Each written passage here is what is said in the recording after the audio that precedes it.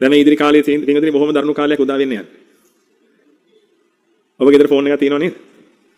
තියෙනවනේ. එහෙනම් හරි. ප්‍රශ්නයක් වෙන්නේ නැහැ ගොඩ දුරට. හෑන්ඩ් ෆෝන් එක තියෙනව නැතේ? ප්‍රශ්නයක් වෙන්නේ නැහැ නම් ගොඩ දුරට. දරුවට එකක් අරන් දෙන්න.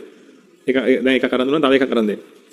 ඒ දරුවා ඒකට කොට කොට ඉඳි ඔබත් ඒකට කොට කොට ඉන්න. ඒවට කොට කොට ඉන්නකොට පින්වතුනි දන්නේම නැතුව මේ ලෝකයේ විනාශකාරී පැත්තට හැරෙනවා. දැන් විනාශකාරී පැත්තට හැරෙමින් ඉන්නේ. මොකද මිනිස්සු ඔක්කොම රාග දේශ මොහේ සමාදන් වෙලා ඉන්නේ. මිනිස්සු එකාට එකා පෙන්වන්න මේ කාට එකා කැමති නැහැ. ආදරය සෙනෙහස දයාව කරුණාව කියලා එකක් නැහැ. ඒව මොකුත් නැහැ පින්වතුනි.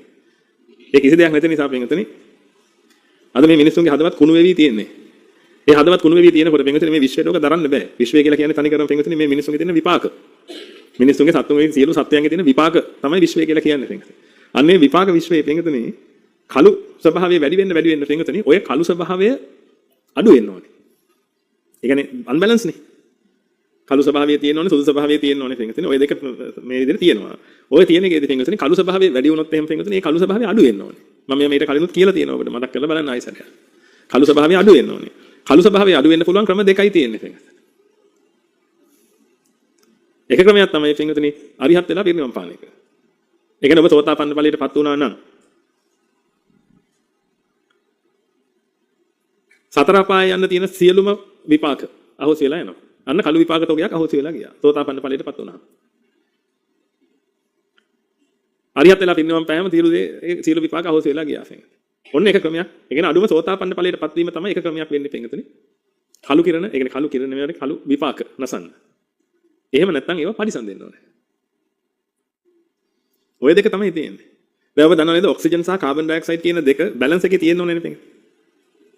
ඔය දෙක බැලන්ස් එකේ තියෙන්න නම් කාබන් ඩයොක්සයිඩ් වැඩි වුණොත් එහෙම පින්වතුනි මොනවා හරි කරලා ඒක අඩු කරන්න ඕනේ. එහෙම නැත්නම් කාබන් ඩයොක්සයිඩ් ඒ කියන්නේ එක්ක කාබන් ඩයොක්සයිඩ් ටික එකතු කරන්න ඕනේ කොහෙට හරි පින්වතුනි. එහෙම නැත්නම් ඒක ඔක්සිජන් බවට පරිවර්තනය කරන්න ඕනේ. ඒකයි කාබන් ඩයොක්සයිඩ් වැඩි වෙනකොට කියන්නේ ගස් හිටවන්න කියලා. ගස් හිටවුවාම ඔන්න පරිවර්තනය වෙනවා.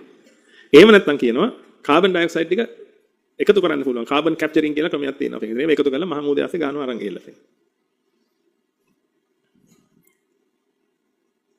ඔන්න ඔයගේ තමයි පින්වතුනි මේ දැන් මේක ඉම්බැලන්ස් වෙලා තියෙන්නේ. මේ පින පව අතර තියෙන විපාක ගලණිය පින්වතුනි දැන් ඉම්බැලන්ස් වෙලා.